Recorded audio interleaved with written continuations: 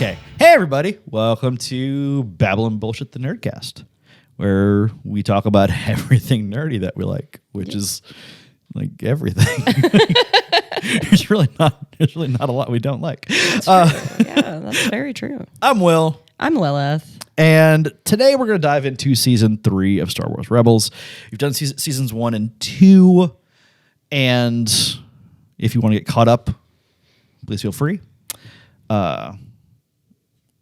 Season 2 ended on A horrific note that makes me cry, and I fucking hate it. Yeah, season 2 ends with us being made to believe that Ahsoka is dead. And that, rusty old door closing you hear is Lil trying not to cry. It really does sound like a garden gate someone didn't oil. But we end season 2 with they're at the Malachor Temple. Vader's walking away, wounded. You're not going to get into a fight with Ahsoka and come out without a scratch. Right. And we see the Morai fly away. Mm-hmm. The music there is incredible. That's so good. And then we go into season 3, and Ezra's. I'm concerned. Yeah. Sir, you need a friend. Like, are you okay? Because his hair's gone short and jet black. He's kind of a more of a tool. A little bit. Like in that first it's that first episode where he mind controls the pilot of an ATST. Yeah. And makes him fire on his own men. Yeah. Like, which, while effective, it scared the rest of them. It terrified the rest of them. They were all just like, ha, ha, ha, ha. What the fuck you did I mean, good job, don't kill me. Right, yeah, like, I don't want to die. And Kanan's gone blind at this point, so he's not on that first mission with them. Mm-hmm. And he's not wearing the Temple Guardian mask anymore. He's now wearing the bandana around his eyes. And he's starting down the path towards, I think he's still wearing it. Is he? Yeah. Does he go to the bandana later? Yeah, it's later. Okay. I think he still has the mask for all of season 3. I think it's season 4 that he changes it. Yes, because then he starts going in like Jedi Ronin kind of deal. Yes, You're absolutely correct. I know I am. And modest too.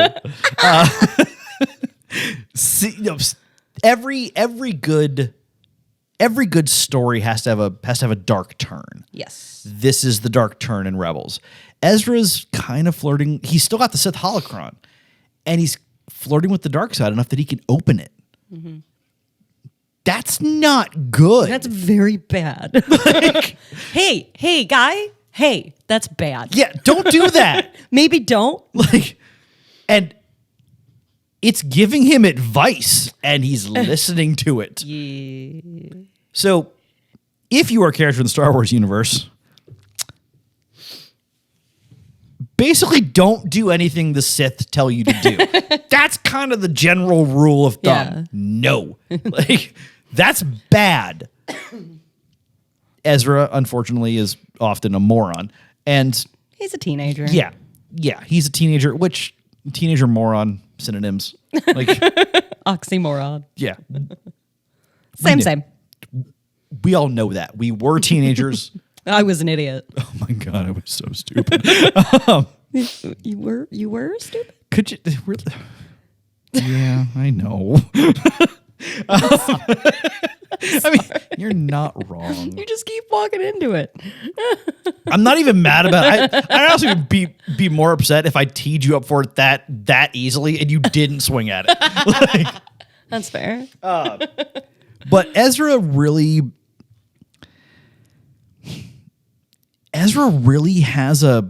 he's starting to go down a dark path. Yeah. And that leads to Maul showing up again, because of course he does. I mean, I'd say he's a proverbial bad penny, but he's like the proverbial exploding penny that will also stab you. Ezra, let go of your past. But help me find Kenobi. Yeah. Fucking what? Yeah. So Maul shows up Are again. you okay? No, he's absolutely not. He's absolutely not. That's true. Also, Kenobi cut him in half. I do kind of get the like, fuck you mentality. Sure, but also like, bro. Yeah. At a certain point, you It's been like 30 years. Fucking shut up. yeah. At a certain point, you have to be like, you know what? I'm mad about it, but I've been mad about it for a long time, and Might be time to let go. just moving on. Like, yeah. This seems unhealthy. Right. Maul is not capable of that level of introspection. No, he's a dark side wielder. He doesn't know. He's also a sociopath, a psychopath. Like, he's insane. Yeah, he's nuts. And he keeps calling Ezra his apprentice like every 8 seconds. Yes, my apprentice. But every time he does, literally everyone else in the scene Not your apprentice. looks at each other like, what the fuck is he on about now? Like, Ezra Bridger, my apprentice. this shit again? Fucking stop. Like, Not your apprentice. Yes, you are. so Not your apprentice. Maul shows up again. And basically Maul's after the Sith holocron, of course. Yeah. Because when he was on Malachor, he tried to get the Sith holocron, but blind Kanan beat him down like you wouldn't believe. Rocked his shit. Oh my God. like I said last episode, I don't like calling it a fight. A fight implies two people fighting. Right. There was no fight. Like, it was Kanan beating the dog shit out of Maul, and Maul just going, all right, to do. Like, Gonna take a note from the Grievous handbook and run away. that's literally what happens. So they finally, once you get past Maul showing up again and wreaking havoc like he always does, Kanan takes the Sith holocron away from Ezra. Finally. Yeah.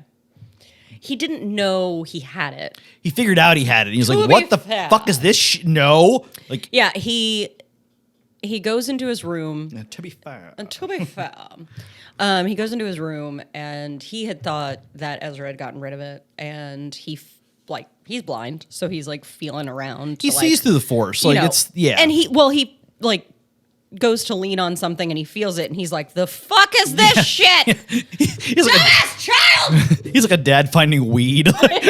You're gonna smoke this whole wait a minute. That's not it. Oh, wait, no, hold on. Wrong punishment. I'm gonna grind up this Sith holocron. You're gonna smoke it.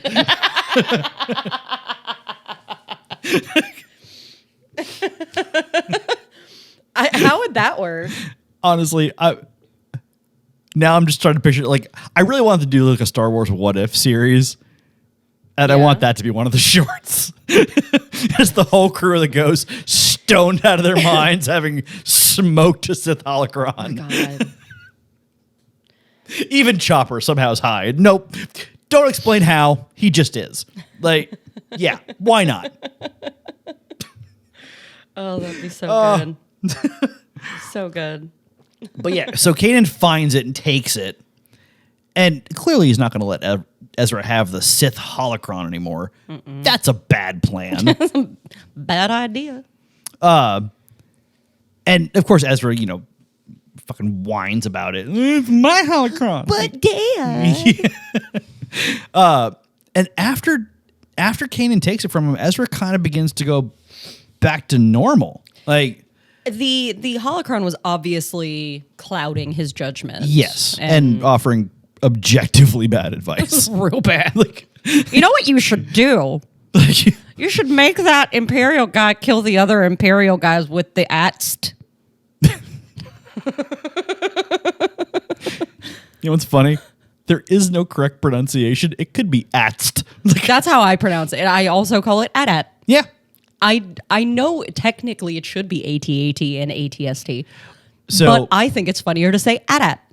fun fact, in Rogue One, on Scarif, those large AT-AT looking vehicles with the different color door on the body are not AT-ATs. They're all-terrain armored cargo transports. They are significantly taller than an AT-AT, and that's why the X-Wings were able to blast them apart when, in Empire, the blasters on the snowspeeders had no effect on the AT-ATs. These are more lightly armored, designed to carry cargo and move a little bit faster. Makes sense. That's why the rear section is a different color. And I'll take my nerd bow and we'll move on. Well done. Yes. Golf clap. Yeah. Thank you very much. Knowing this shit does not get me laid. I mean, I get it. No, you probably do. I do. That's the yeah. If how I am in a relationship, I don't know. Like my flirting is like, hey, you wanna? no. My flirting is usually just dumb. It's either like serial killer facts or nerdy bullshit. It's like, hey, did you know that scene in Lord of the Rings where Aragorn kicks the helmet? He broke his foot? Viggo Mortensen actually broke his toe. Yep. Yeah, that actually happened. So that scream was real. He was actually in pain. Do you want to go maybe do the sex? I would love to have the sex with you. God, if the amount of nerd knowledge one possessed directly correlated to how often I would have so much sex. I'd be laid constantly. Oh my God. Now, unfortunately, the amount of nerd knowledge you have actually does correlate to having sex, just in the opposite direction. So, and back to the nerd shit. Then we start diving. So season 3 dives deeper into the wider rebellion as well. Yes. We get an episode where they try to get defectors out of an Imperial pilot academy. We meet Wedge Antilles for the first time. Woo, Wedge! Little baby Wedge. Yes. And again, nerd trivia. Wedge in the originals played by Ewan McGregor's uncle. Yes.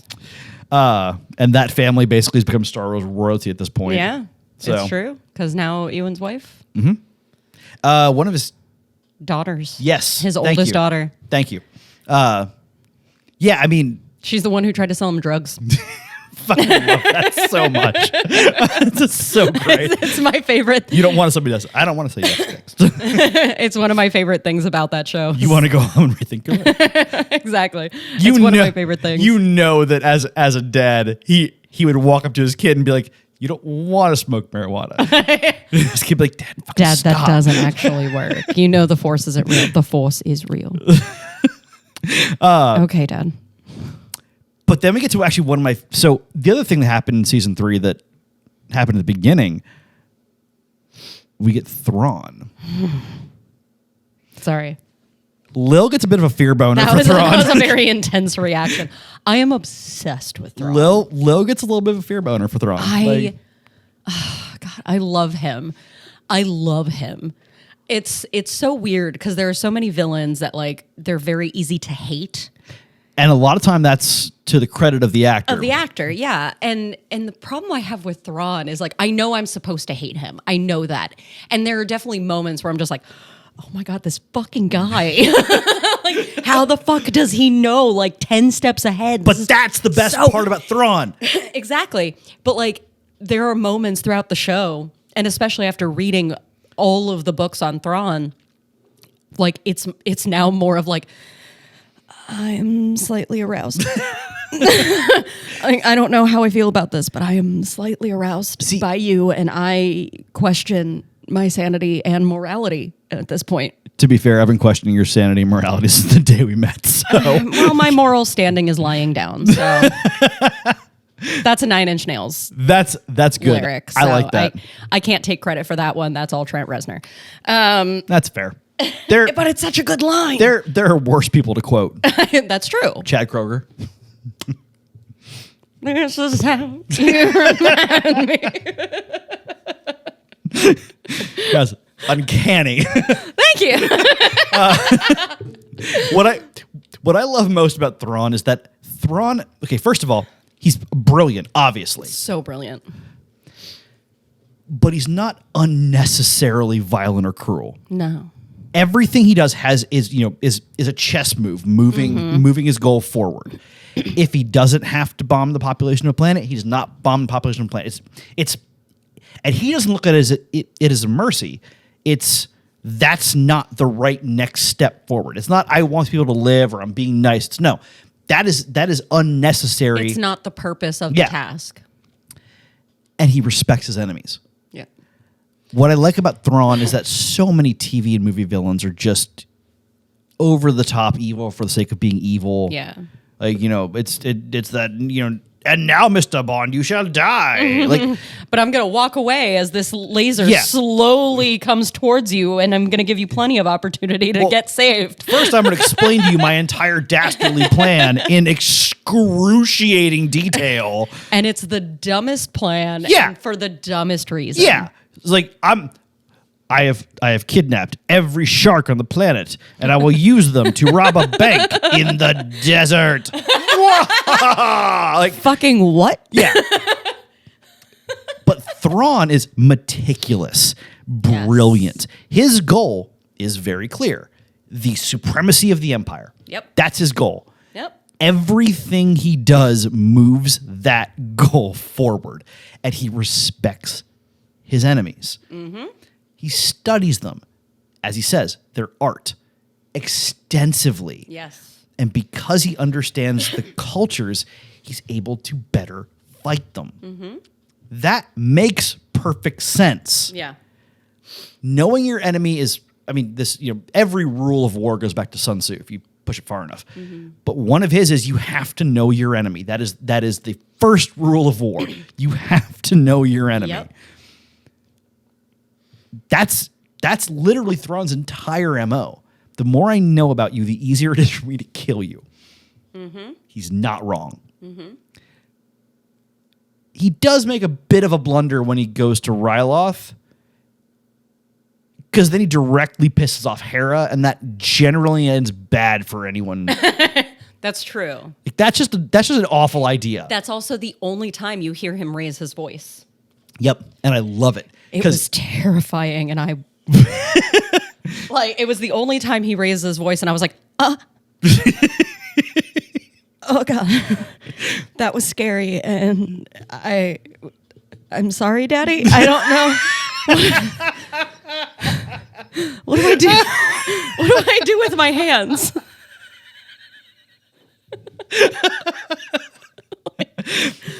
And the thing is, like, Lars Mikkelsen is not, like, a traditionally attractive guy. He's not ugly by any means. Neither is his brother. Like Mads is also like they're both incredible performers. Incredibly, just talented. They're so good and incredibly charming. And I find both of them just oddly attractive. Like I don't have a type when it comes to people I'm attracted to. I can vouch for that. But when it comes to, unconventionally attractive men, like that's generally what I go for. Like I'm not really the type of person that's like the Brad Pitts and all of that. Like I'm generally the person that's like like the Mickelsons or like Matthew Gray Gubler, like the really like awkward, scraggly looking dudes. I've actually met Matthew Gray Gubler. I love him so much. And okay, two things. One, I love him. You ever met those people who just like even their resting face is like smiling? Is just pleasant. Yeah. Yes. That's his, without a doubt. I love him so also, much. He's just a genuinely nice person. He's very funny. I love him so much. He's very funny. He's so awkward, and I want to meet him so bad. He's actually very like calm and like he like very outgoing in person. Yeah. Clearly uncomfortable with the crowds, but at the same time very much enjoys it. Yeah. Not because it's a crowd, but because he gets to talk to people. Like, yeah. He's just a nice dude. Yeah. Like I absolutely adore him. Like I just, oh my God. But yeah, it's very much the people I tend to find the most attractive are generally the ones that are not very conventionally good looking. I like the conventional You know, like Jensen Ackles is arguably a very handsome guy. Absolutely, sure. Like beautiful man. Obviously, like Jeffrey Dean Morgan, objectively very good looking. I've seen the pictures of when you met him. You look like you're about to faint. Yeah, Chris Evans, obviously also very conventionally attractive. And has one of my favorite cameos in any movie of all time. the Free Guy cameo is great. I haven't actually watched What the movie shit? yet. I love him, but like, you know, obviously those men are objectively very good looking and I am attracted to them.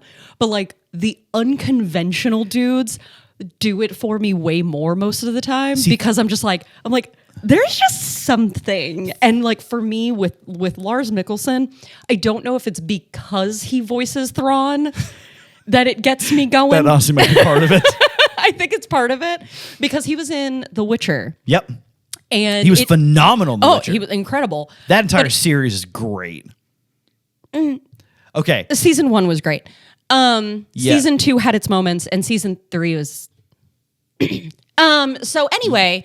You and I are gonna have a long discussion about that later. Can I say that Henry Cavill is one of those that's very conventionally attractive? I recognize he's good looking, but he does nothing for me until I saw him as Geralt, and I went, "Oh, I get it now." See, what? Because he's filthy and disgusting, and just, this is one of our ADHD tangents. I've read all the books because I'm a giant nerd and I very much enjoy it. And that author is incredible. He's brilliantly talented. Yeah. After having read the books and then and then seeing the series, it was dead on. It was exactly what I expected. Season 1, yes. Yes. Seasons 2 and 3 took some liberties, but took way too many liberties, my guy. I will admit there were several moments where I was like, where the fuck did that come from? Well, like season 2 immediately started with, now I'm blanking on the guy's name, turning into a fucking tree monster. Oh, yeah. He's the one who fucking helped train Siri. What are you talking about, dude? Like, no, that's not what happens. So that's not what we're talking about. Anyway, we'll do episodes on those later. But but Lars is in that show and like he shows up and it took me a second because I didn't recognize him with the beard. Yeah. And I was like, wait a minute, I know that voice. It's fucking Lars. And I just sat there and I was like, this is a good show for me. And my partner was like, are you going to be okay? And I'm like, there are so many attractive people. They're like Henry, just looking fucking manly and delicious. Fucking Yennefer. There was. I'm so gay. There was nobody. Nobody could have played Geralt like Henry Cavill did. And you know what? I feel a little bad for whichever Hemsworth was cast. Liam. I feel bad for him because even if he shows up on day one and just nails the role, no one's going to care. They're all going to think he's awful.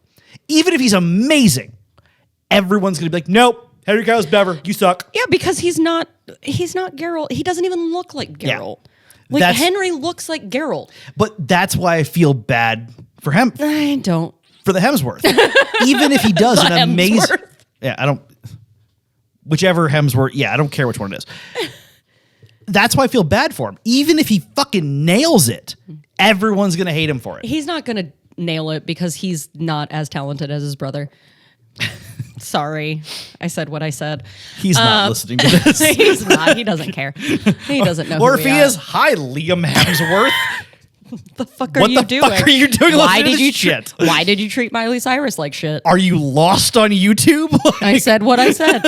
But yeah, so Lars is one of those people that like I'm very oddly attracted to, and I think a big part of it is because he voices Thrawn and he voices him brilliantly. Oh my god! Well, it's all I hear. It's when I read the books. If I'm reading them physically, I'm like. That's the thing about Thrawn is his voice. Like you said, the only time he raises his voice is the sequence on Ryloth.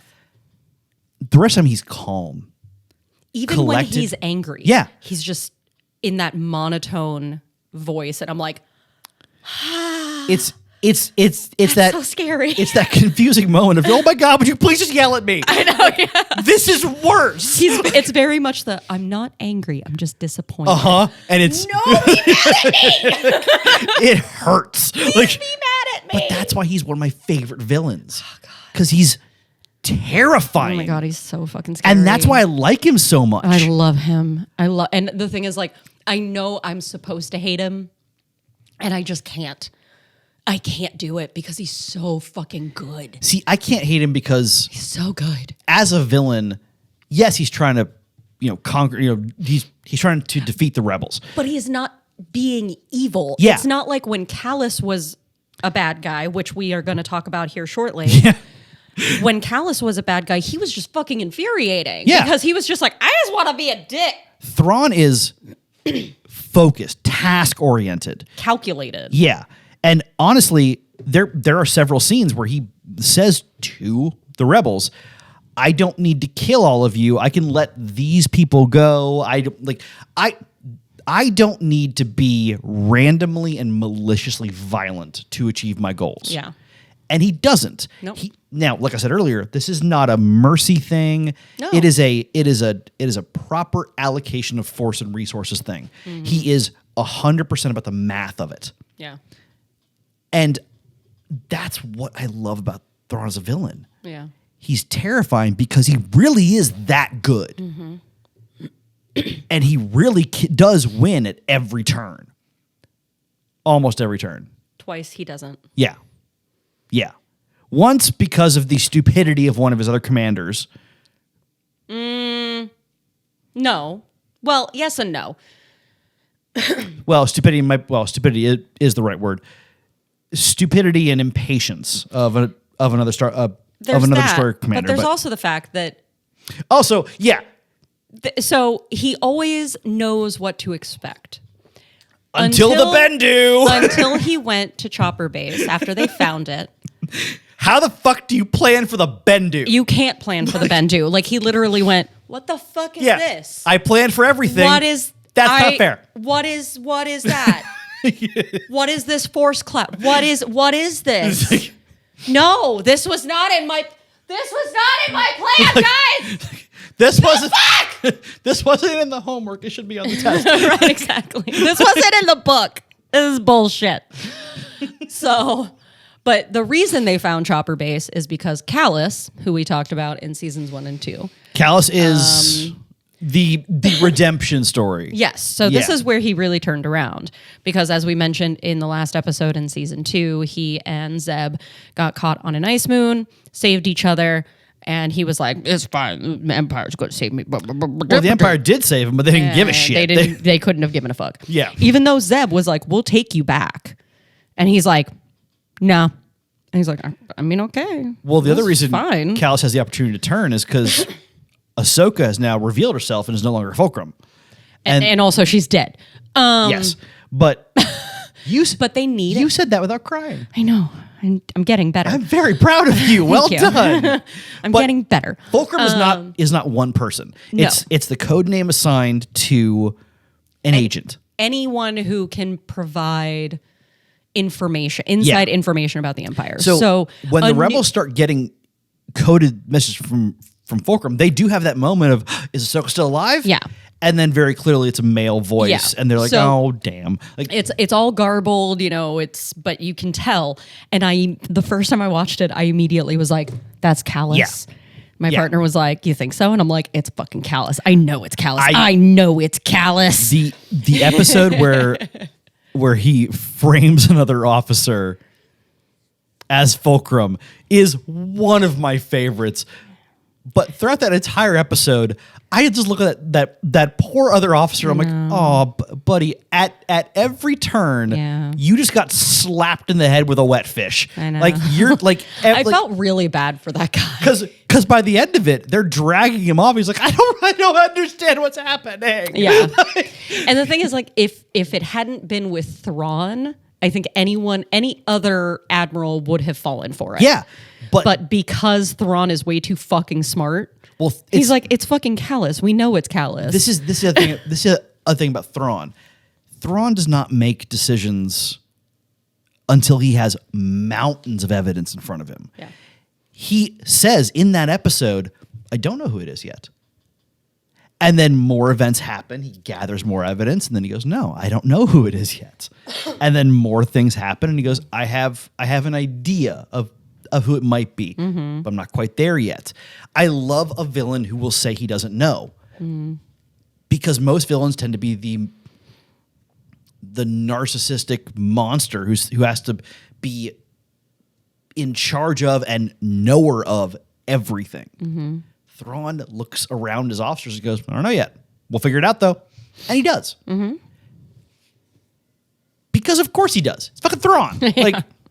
Yeah.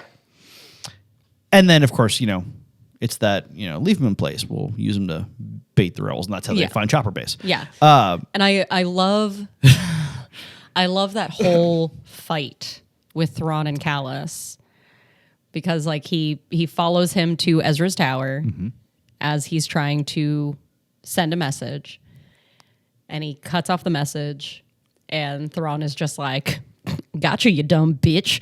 But that's the thing. Thrawn never gloated. No, he didn't. Never. No, he does not gloat. No. In fact, his line right there is, I can't remember word for word, but he basically says, something to the effect of, "You've been a really good agent for the rebellion. Like you've done a great job at this. We've caught you now, but it took a long time for us to find you. But you did a great job at this. Like the fact that it did take them that long it says something about Callus Testament and his ability to Callus's skills. Yeah, yeah, and Thrawn acknowledges that, and that's one thing I really like about Thrawn is that he will always acknowledge his adversary and always will say like, "This is what I appreciate about your ability," and I appreciate what you just did for the rebellion. He meets Hera. He pays her an honest compliment. Yeah, she is a skilled pilot and combat leader, and he acknowledges that. Yeah, and he's not patronizing her. No,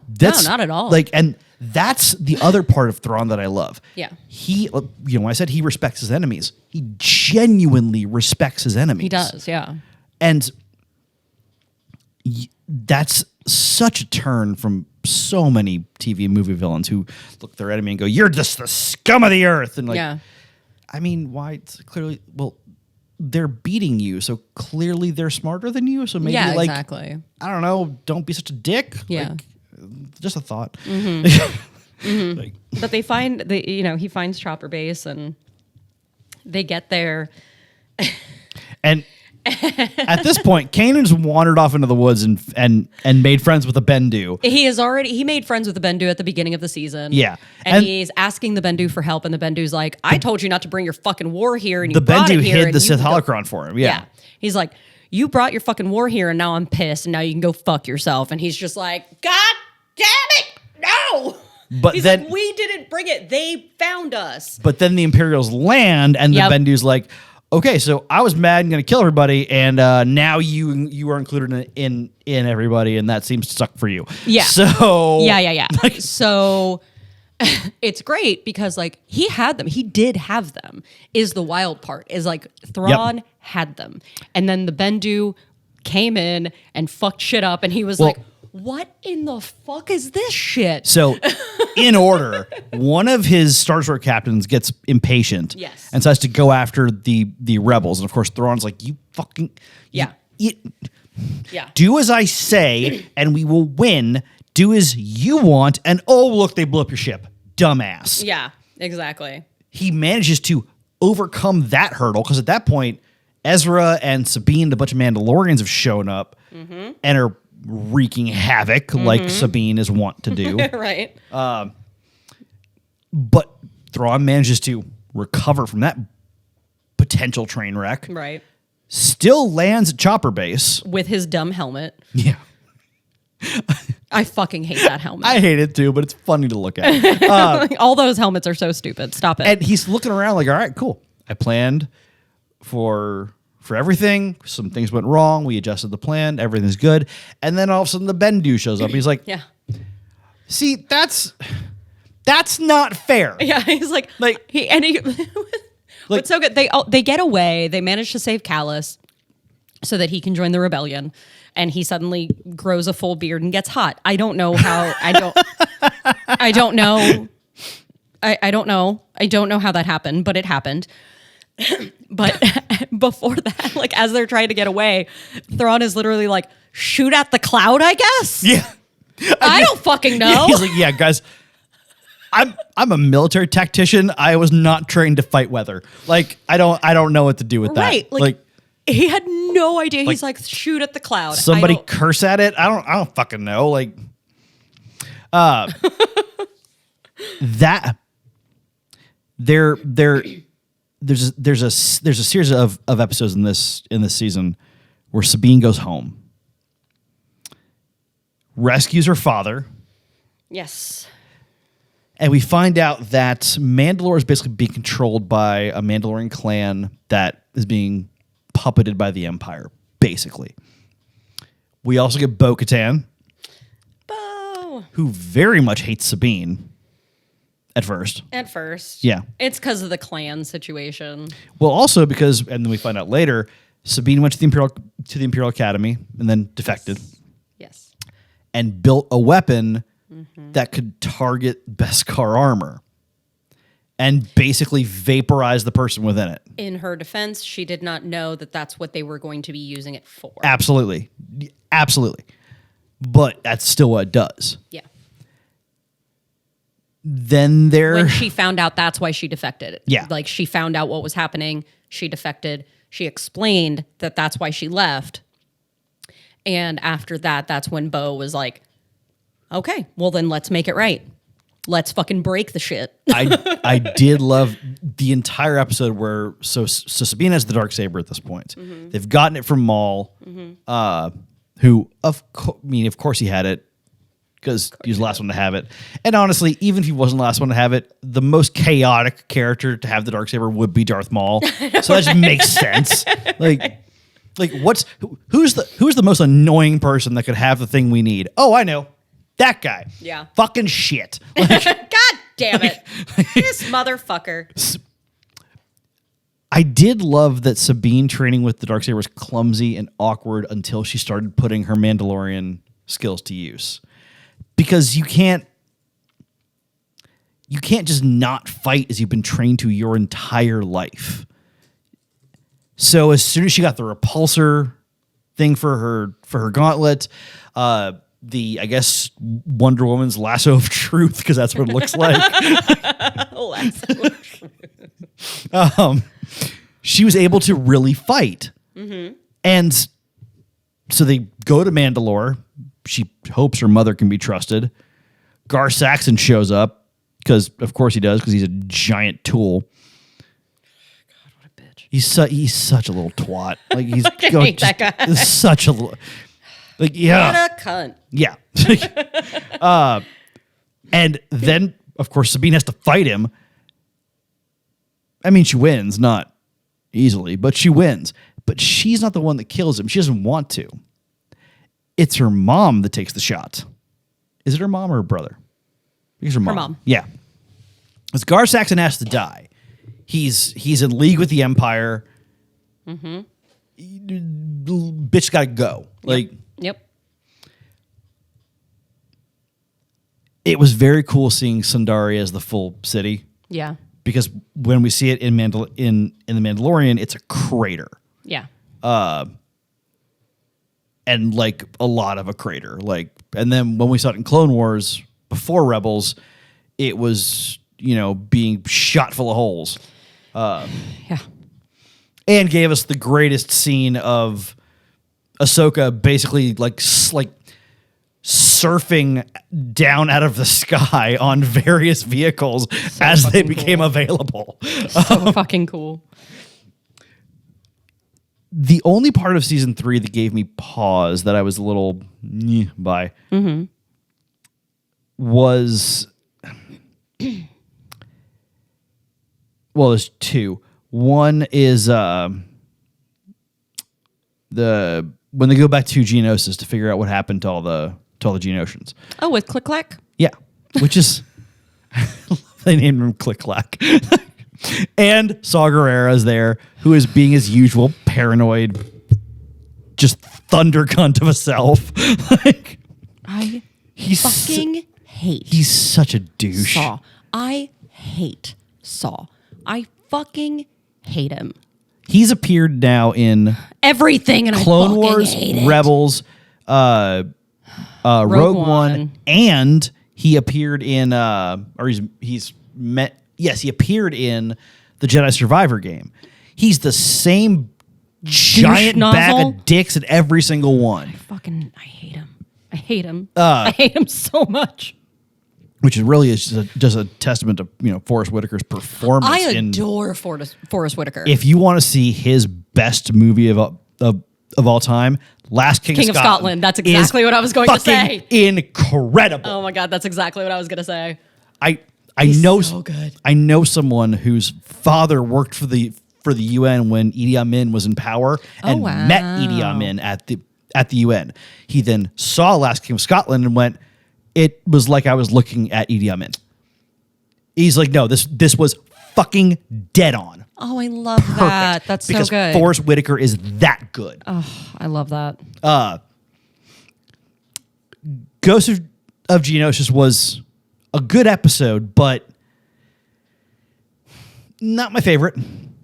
This season, however, did have my favorite episode that we are going to spend the rest of the episode on. Maul has been after Kenobi for at this point, 25, 30 years? Something like that. Ish. And as you keep saying, he tells Ezra let go of your past, but help me find Kenobi. Yeah. Because I'm a bitch who can't let shit go. So Maul basically uses the Force to plant the compulsion in Ezra to go find Kenobi to protect him from Maul. So Ezra steals an A-Wing. Yep. With Chopper, who of course goes with him. Yeah, of course. If there are shenanigans afoot, Chopper is likely involved. They go to Tatooine. Mm-hmm. They find Kenobi. Mm-hmm. And Ezra, in a panic, is like, no, Maul's coming. You have to get out of here. And the look on Kenobi's face, just like, oh, for the love of God. It's just like this red bitch again. Yep. He's like, no, it's fine. Yes, Maul is coming. I know. Yeah. It's cool. He says, let's see. Ezra tells him, I came here to find you, to warn you. And Kenobi says, about Maul. Yeah. He says, yes, He goes, one doesn't survive as long as I have by being foolish or unprepared. Yep. Maul is an old adversary and a persistent one at that. And Ezra's like, we can fight him together. Kenobi's just like, I don't need you. No. Said, I had no intention of fighting him, though that seems inevitable now. And then I want to get to the part where Maul shows up. Well, Maul shows up and, Kenobi basically tells Ezra to leave. Yeah, he's like, get no. the fuck out of here. He's like, no. You need to go. I recharged Chopper. You guys go ahead and take off. He's like, we're good. Yeah. Your ship's that away. Yeah. Have fun. Ezra's like, I let him to you. Let me make it right. And he's like, that's not your responsibility. Yeah. He's like, no. I will mend this old wound. I've already cut this bitch in half once. Right, exactly. I could do it again. And then, of course, see you soon, apprentice. Yeah. Like, you motherfucker. He's like, dude. Shut up. So literally for the last time, not your apprentice. Yeah, exactly. And Maul says, look what has become of you, a rat in the desert. Look what I have risen above. I've come to kill you, but perhaps it's worse to leave you here, festering in your squalor. If you define yourself by your power to take life, a desire to dominate, to possess, then this you have Kenobi nothing. speaking now, yeah. Yes. And well, then Maul tries to figure out why Maul he's says, hiding on Tatooine. And what do you have? Why come to this place? Not simply to hide. Oh, you have a purpose here. Perhaps you are protecting something. Or someone. No, protecting someone. Yep. And then lightsabers come on. And it literally goes, Maul turns on his saber. Kenobi turns on his. He does his little stance. And then it goes, whoosh, whoosh, whoosh. End. And that's it. That's the end. And Maul lies there dying. And he just says, "Tell me, is he the chosen one?" Kenobi says he is, which technically he's not, but that's a The whole duel different between thing. Kenobi and Maul lasts less than 3 seconds. Yes. And Like- Maul's last thing is he will avenge us. And here's the devastating part. Like, I cried during this scene. Maul is a very tragic character. He's a tragic character, and here's why I cried during this scene. Not necessarily because I was sad to see Maul go, because he needed to go. He needed to die. If he called Ezra his apprentice one more time, I was gonna reach into the damn cartoon and snap his damn neck. Right. Like, But the reason I felt so bad about all of it, he spent so many, literally decades of his life feeling anger and revenge and hatred for one singular man. And I understand, like, Kenobi He did cut him in half. but he also had to because he killed his master. Yeah. You know what I mean? Yeah. So I get why Kenobi did what he had to do. I understand that Maul is upset, but also shut the fuck up. Get over it, my guy. You got mechanical legs. Maybe get over it. So the best part about that fight,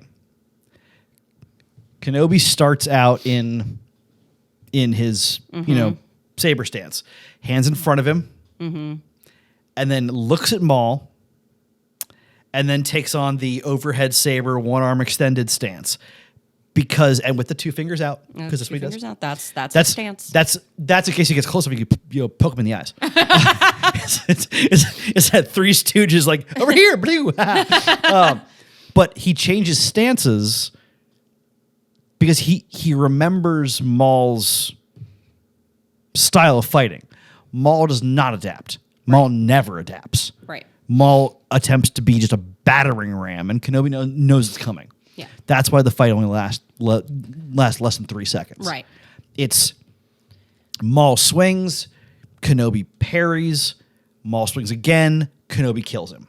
Right. That's it. Yeah. That's the fight. Yeah. Because as Kenobi's learned as he's gotten older, raw strength is, and this is again, the same thing Thrawn does. The more you know about your enemy, the easier it is to destroy them. I think for me, like, with that whole scene, I felt so bad for Maul because, like I said, he wasted his life. Everything for came down literally to decades. a single moment of revenge, and even in that moment when he was dying, he was assured that he would be avenged. Yes and no. So my thought is this, because like the very last thing he says is he will avenge us. Yeah. Which of course Kenobi was like, Clearly. How many times do I have to stab you before you learn? Still don't fucking get it, my guy. But I think like in that moment, in that dying moment, Maul finally went, "Oh my God, I just wasted my entire life That's Maul's last moment. looking for this man To kill him. Yeah. And this is what's happening to me. Yep. I'm the one dying. What now?" And That's- that's it. Like for me, like that killed me a little bit because I was like, you did all of this for nothing, for fucking nothing. That's why Maul is a tragic character, because when we first meet Maul in Clone Wars, he's a regular dude. Yeah. Like, he's not a monster. He's not evil. He's not a Sith. He's just a regular dude. And he's forced into this. And that first moment where he's forced into becoming Dooku's apprentice at first is what eventually leads him to, laying in the desert on Tatooine, having just been killed by Kenobi. Yeah. Maul doesn't want revenge on Kenobi specifically, I don't think. He wants revenge on everyone. Yeah. Everyone who he feels made his life less than what it could have been. Yeah. And Kenobi is the manifestation, the outlet for all of that. Yeah. But I think you're right. In that last moment, he realizes that was a fucking waste. Yeah. And all of this was for nothing. yeah. And now I'm gonna get like, picked apart. And now, like, you know, Jawas are gonna come take my legs. Like, yeah. Because of course they are. They're Jawas. Right. Exactly. And that's like, I genuinely cried during that scene because not necessarily because I was sad to see him die, but because it was such a powerful moment. yeah. And it was so well written. Yeah, for him and beautifully done. for Kenobi, because I know for Kenobi that was also like a closing of a chapter. It was good closure for him. And Closing of a very, very long chapter. Yeah. That chapter started when Maul killed Qui-Gon. yeah, exactly. And Like- for him it was closure. He was finally able to let go. And it was a really, that's another scene that lives rent free in my brain. Yeah. Like every once in a while it'll just pop into my head and I'm like, oh God. See the one that I'm I always feel pain. the one that that's always in my brain and will never leave is Ahsoka at the end of Clone Wars with the row of Oh trooper yeah, helmets. no, that's just constant. I close my eyes and it's just there. I'm like, cool, now I'm feeling sad. Because Dave Filoni says everything about Star Wars should make you happy. So I guess you're wrong feeling sad. No, always sad. Plus, I'm just always sad because Well, life so- makes me sad. For all the sad moments, Dave does give us Hondo, which is a lot of happy moments. It's true. I mean, that is true. It's hard to be sad when Hondo is going, my best friend is a Jedi. That's true. Yeah. And you're like, My friend. That's true. You can't be mad when Jim Cummings is his voicing I a character. love Jim Cummings. And He was Winnie the Pooh. was Winnie the Pooh. That's why I know I've said this before, but some of my favorite voice actors have done Clone Wars and Rebels. I mean, shit, for one episode, I'm pretty sure it was just D. Bradley Baker talking to himself for 30 minutes. He voiced so many characters. I'm not sure there was anyone else on the cast list. But so these Sam Witwer as Maul, the just raw emotion and rage in his vocal performance. Sam Witwer is a very talented actor overall. Yes, and he's a he very is. talented voice actor, and he's done a couple of voices because he voiced Palpatine Yes, he in a video game, and obviously he voices Maul in pretty much everything.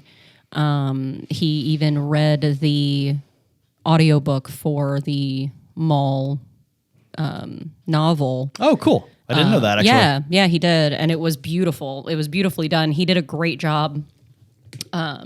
Obviously, reading the chapters in Maul's perspective as Maul, and then what I enjoyed about him reading the book was like every chapter when it was in a different perspective, although it was like third person, he would read it in that person's voice. Yeah. So that was pretty cool. I was like, oh, a lot of people don't do that. Like Mark Thompson, when he reads any of the Star Wars novels, he'll only do the voices when the people are talking. Just as a quick example, he didn't play Maul in Solo, a Star Wars story. He voiced Maul in that. Because Maul appears as a hologram. Yeah. He voiced Maul in that. Of course he did. He's Maul's voice. He's Palpatine and Maul in Battlefront 2. Yep, he was. Let's see. He was, God bless IMDb, Maul in Clone Wars and Mandalorian Guards. Let's see. He was Palpatine and Maul in Lego Star Wars, Yes, he which was. I fucking love. And then Star Wars Jedi Survivor, he was just additional voices. Yeah, he did a bunch of voices in that. He's a very talented voice actor. He's incredibly talented. And he's a super, super sweet guy. Super nice guy. I have heard nothing. And very handsome. He was also Starkiller in Force Yes, Unleashed. he was. Yeah, he was. Yeah. The character is modeled after him. Yep. It looks like him. Yeah. So like but he's very talented and he did a marvelous job voicing Maul and bringing that raw hatred and emotion to that character. I mean, just for some like random examples, Angel, Star Trek Enterprise, NCIS, Bones, Dexter, The Mist, It's Always Sunny in Philadelphia, CSI, more Star Wars, Smallville, Walking Dead. Yeah. I mean, yeah, this guy is incredible, prolific as fuck too. Yeah. He's in all of the fandoms. Yeah. Yeah. Well, I mean, of course he is. He's fucking brilliant. There's a joke among Star Trek fans that Jeffrey Combs appears in everything. Yeah. And someone edited credits for an episode Jeffrey Combs wasn't in, so and added his name as Jeffrey Combs as the ship. And that's basically who Sam Witwer is. He's in everything. Yeah. And I mean, I've met Jeffrey Combs. He is a lovely human being. I mean, just a delightful person. Yeah. And I have heard nothing but the same about Sam Witwer. He's lovely. He's honestly very lovely. He's such a nice guy. I was very lucky to meet him, get my photo with him and everything, because I did the Clone Wars group photo. And got to stand in between him and Matt Lanter, and I was like, this is nice. Like, and it was actually very funny because like I had a whole plan of like what I wanted the photo to be, and Jedi Sith sandwich. And then I walked in, and it was Ashley, James, Matt, and Sam all standing there, and I went, oh God, they're all so pretty. And I like shut down and forgot what I wanted to do. You know, it's and funny. so I was like, I'm just gonna get in between here. I had the same thought when I met Ashley Eckstein, and then I spoke to her. Thank you. You're welcome. And then I spoke to her for a minute. I was like, I'm not Star Trek at all. You're just a nice person. She's lovely. She is a genuinely delightful human being. Yeah. Like, when I saw her after the group photo, I was like, I had this whole plan of like doing something for the photo, and then I walked in and saw all of you and just was like, oh my God, you're all so pretty. And she was just like, yeah, a lot of people say that with Matt and Sam. And I was like, no. All four of you. Yeah, she doesn't know you. If you had to rank them, I think you'd put her first. Yeah. Like, yeah, absolutely. I was like, no. I mean, all four of you. Like, yes, they're very attractive, but I meant like all four of you. I just kind of went, and she was just like, oh, you're so sweet. She was like, I know that a lot of people definitely get like that with Sam and Matt. And, and then James and I are just there. And I was like, okay, first of all, no, we're going to stop that talk right now. And I was with my friend, and she goes, hey, would you say that to your friend? And she looks at her and she goes, you know what? No, I wouldn't, because one of my like things that I always like to say whenever I hear my friends talking badly about themselves is, I need you to stop right now, and I need you to think, would you say that to a friend? If the answer is no, then I need you to stop saying it about yourself. When I say bad things about myself, you say, Yeah, no, you're different. I feel special then. Thank you. But like, it's, that's usually what I do. Yeah. And if you would not say it to someone else, you should not say it about yourself. That's just fair. And Ashley is very big on mental health, and she does Mental Health Mondays on social media. And so it was one of the things that like, we started talking about, and she's like, no, you're absolutely right. That's definitely not something I would say to somebody else, and I shouldn't say it about myself. And I'm like, no, because you are absolutely beautiful, and you should definitely say that about yourself. She goes, thank you so much. She's like, you are beautiful. She's like, I remember meeting you in Columbus, and I was just like, ha! I'm surprised you didn't pass out. Like, I almost did. Honestly surprised you didn't be like, that's it, thud. Like, yeah, it was pretty cool. She's very, very sweet. I did see Matt Lanter said I looked amazing. So I did see one of my favorite moments at any con. I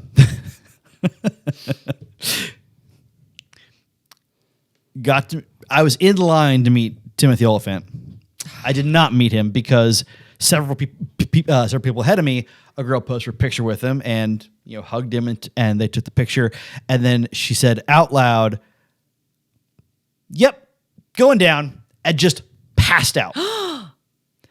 And God bless this man. He did not rush out of the way or anything. He made sure she didn't hit her head and like stay there with her until paramedics showed up. Oh my God. Good dude. She fainted. That's all. Like, that's all. She was overexcited. She fainted. By the time the paramedics got there, she was waking back up. Yeah. Like, she was fine. They took her to the hospital anyway. Precautions are good. Yeah, of course. But God bless the man. Stayed right there with her. Made sure she didn't hit her head. I didn't get to meet him.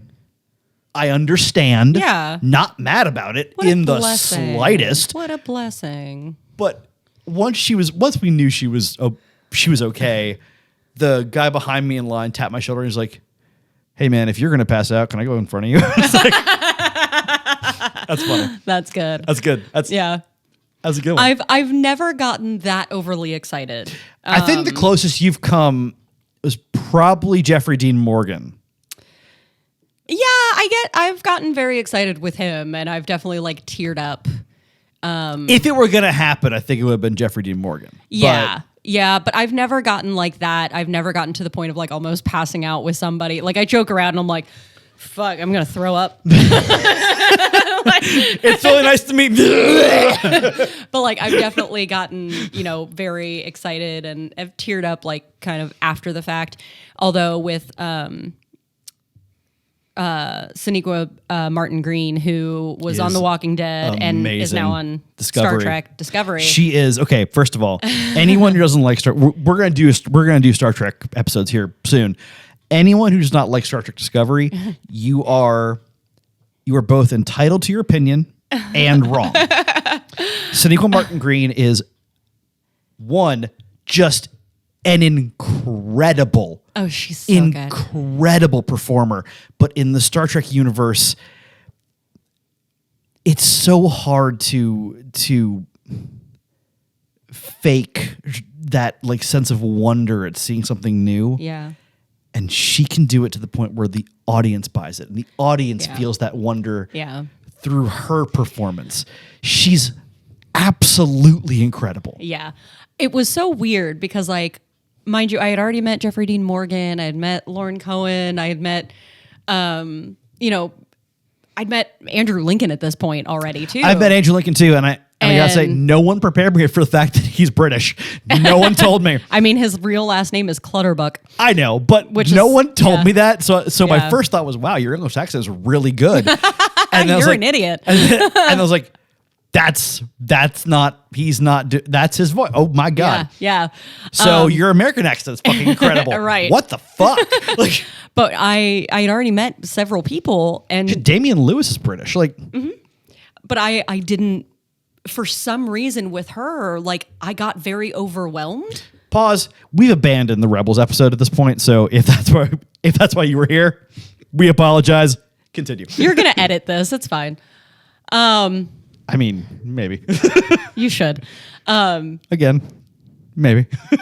You really should. But when I got to her, I definitely was like, I'm very overwhelmed right now, and I don't know why. And I started like tearing up.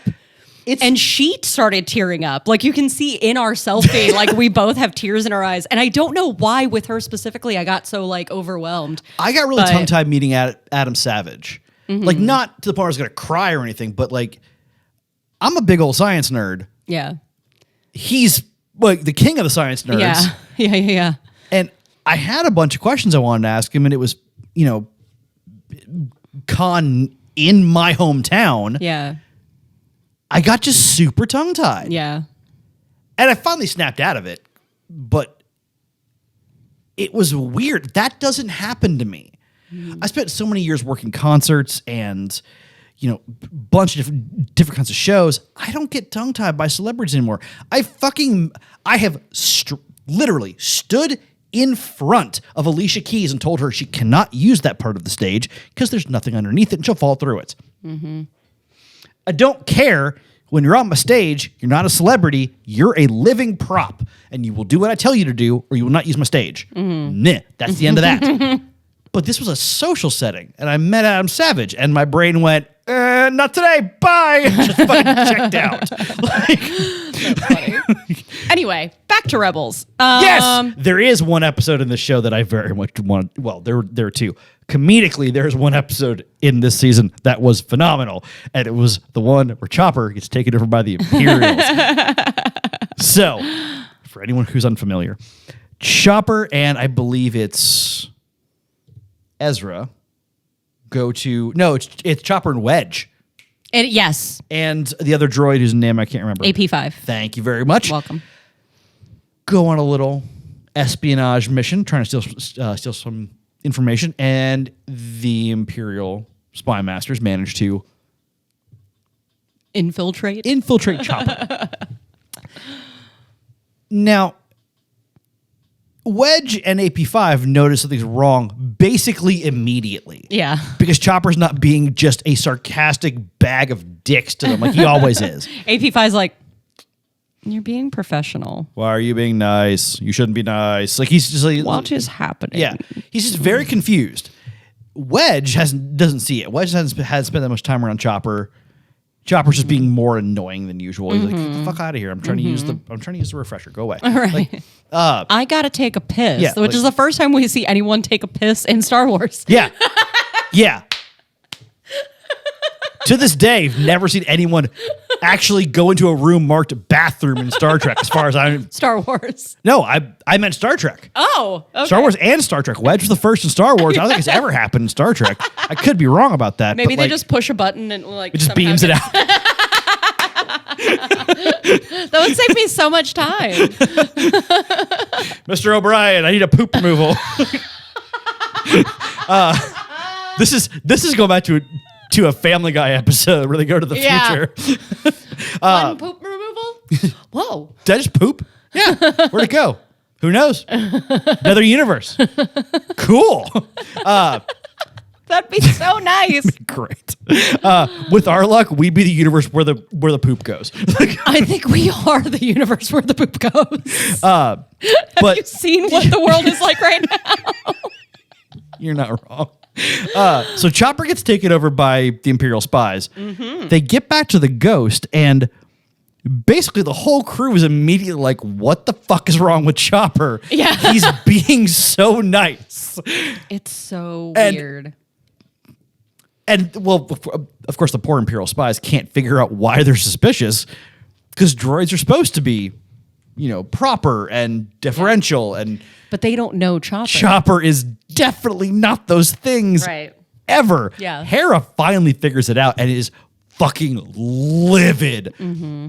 I think this is the angriest we've seen Hera on the show yet. Yep. And she manages to send like a feedback pulse to their ship and blows it up. Don't fuck with Hera's droid. Right. She will barbecue you.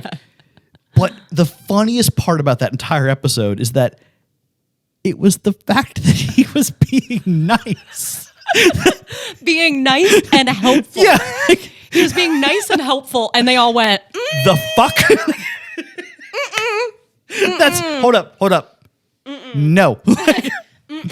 Nope. No. No, I don't like it. I love that. That is fucking genius writing, and it was a phenomenal episode. Funny. It was so funny. I love that episode.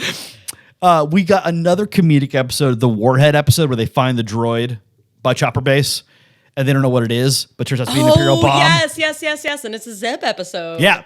I do love the Zeb episodes because we don't get a lot of them. we don't, and we talk about characters like, Jar Jar being bumblefucks. Yeah. Zeb is, in tactical situations, on the money. Yeah, he was a general. Yeah. In his army, yeah. When he's on his own, just trying to do shit, he tends to bumblefuck his way around. He does, yeah. But they figured it out. They did.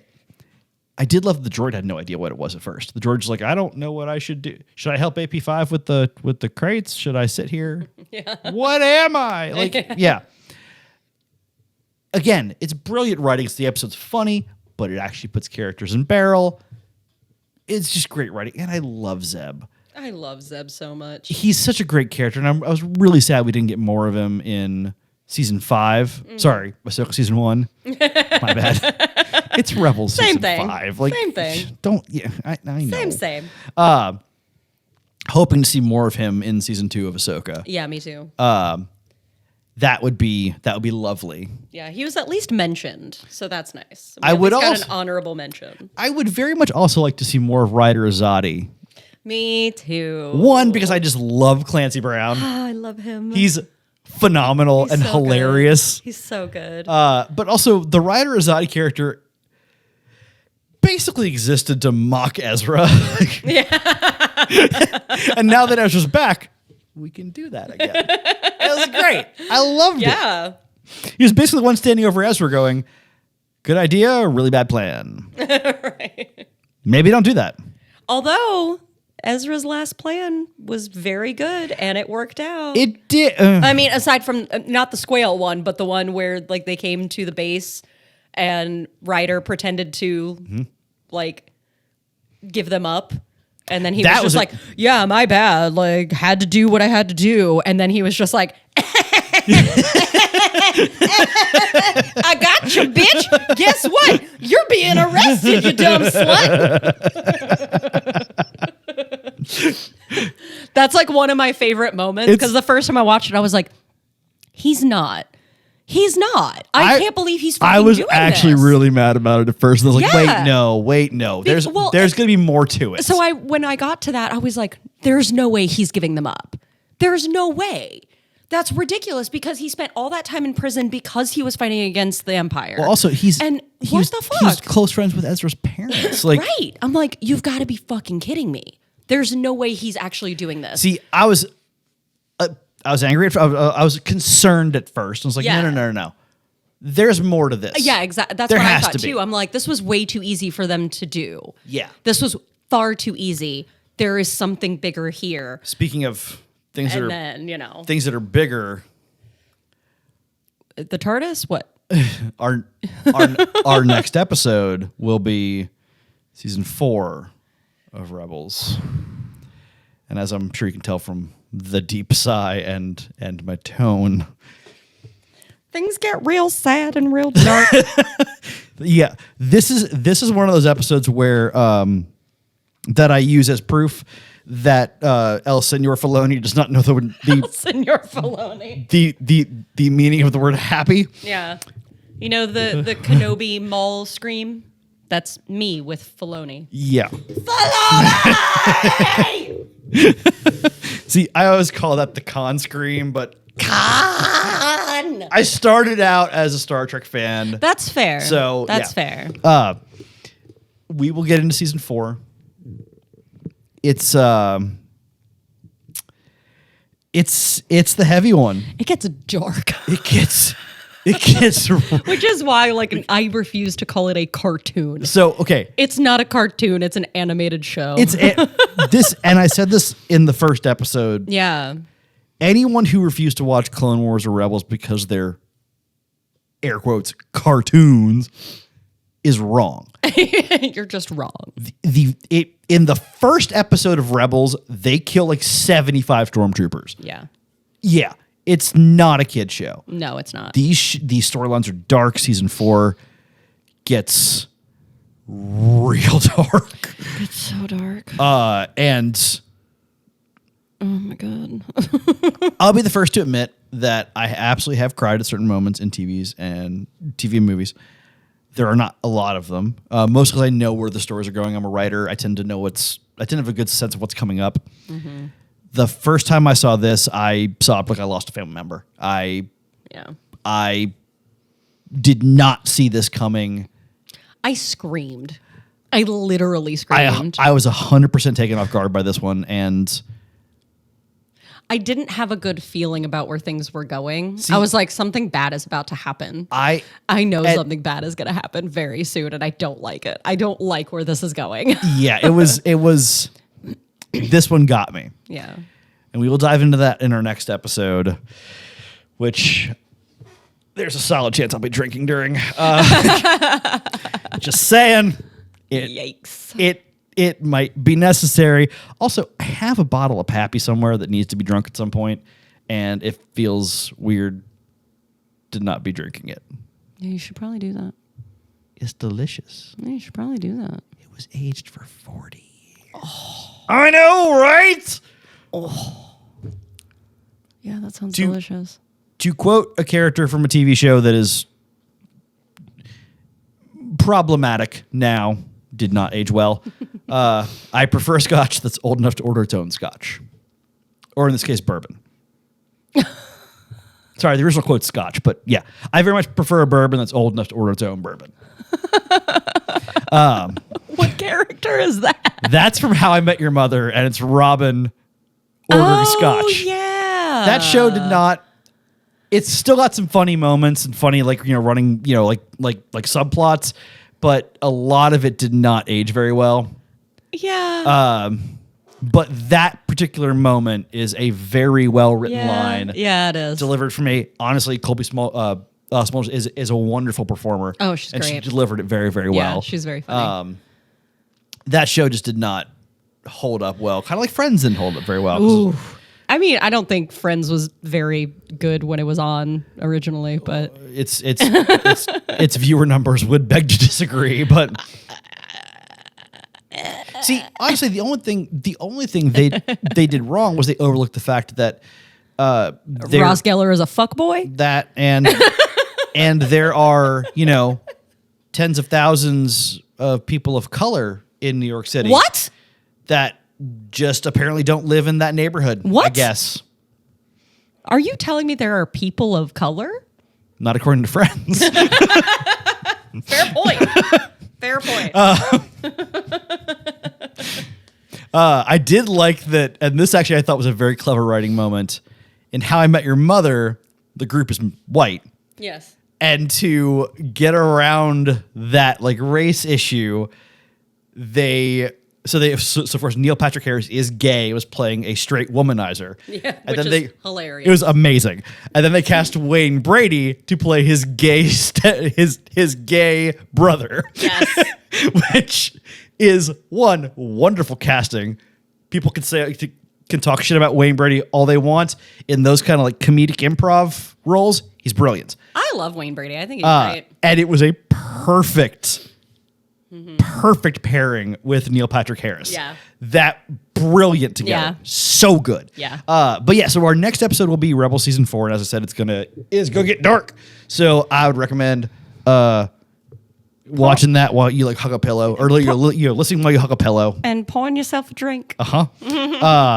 And you can catch all of our episodes on YouTube and Spotify. They're currently free. If you feel so inclined, please sign up for our Patreon. I would also highly suggest that you subscribe to our YouTube or Spotify. The more subscribers we get, the more likely we are to do things like, I don't know, video or other things. My brain just turned off right there. I had a thought. I saw the blue screen of death happen in real time. I literally saw you just go doo doo doo doo. I had a full sentence right there, and my brain just went, nope, bye. It just fucking left. Well, it's a good thing this is the last one we're recording Holy today. Jesus, I need to not be this sleep deprived ever again. You need to not be awake anymore. Yeah, you are not wrong. But like I said, YouTube and Spotify, you can find us at Babble and Bullshit.